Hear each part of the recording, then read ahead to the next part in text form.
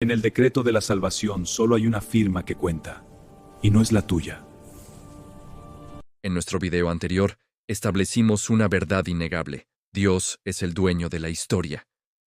Pero hoy, esa soberanía choca de frente con nuestro ego. Hoy preguntamos, ¿es Dios el dueño de mi destino?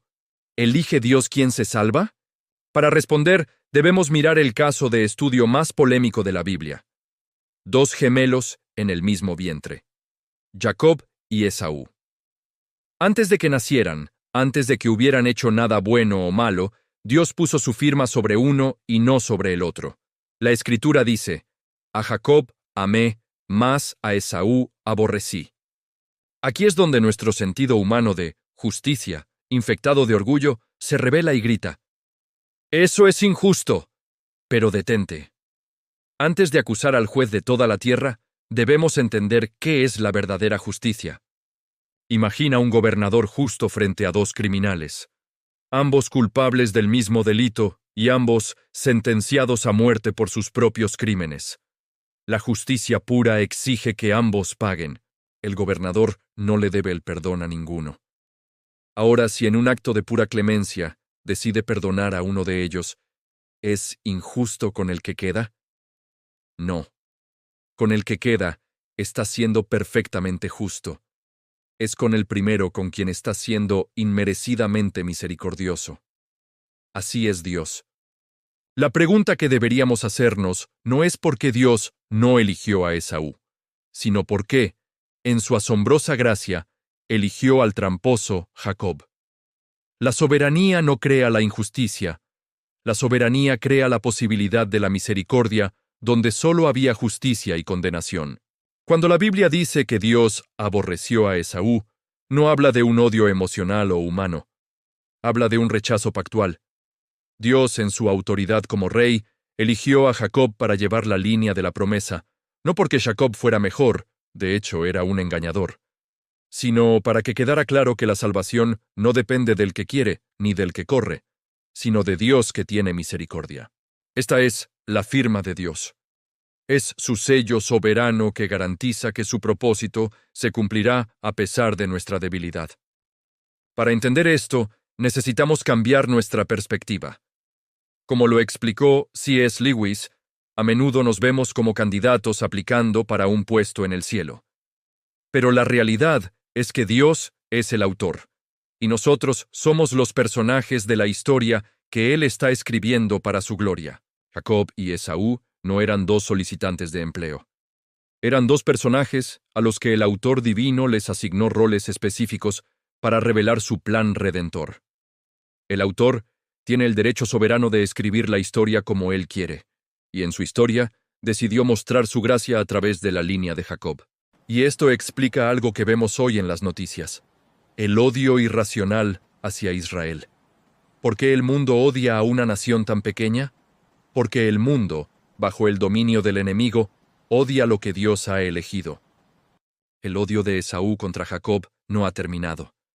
Es el mismo espíritu que alimenta el antisemitismo moderno. El mundo no odia a Israel por su política. Odia a Israel porque representa la libertad de Dios para elegir a quien Él quiere. Pero trae esto a tu corazón. Esta doctrina no es para que discutas en redes sociales, es para que te humilles en tu habitación. Y quizás hoy esta verdad te asusta porque te sientes débil. Te sientes más como el Jacob tramposo y lleno de dudas que como un elegido de Dios. Alégrate. Esa es precisamente la belleza de la elección. No se trata de ti. No depende de tu fuerza, de tu constancia o de la firmeza de tu fe. Depende de la firma de Dios sobre tu vida. Una firma escrita con la sangre del Cordero antes de la fundación del mundo.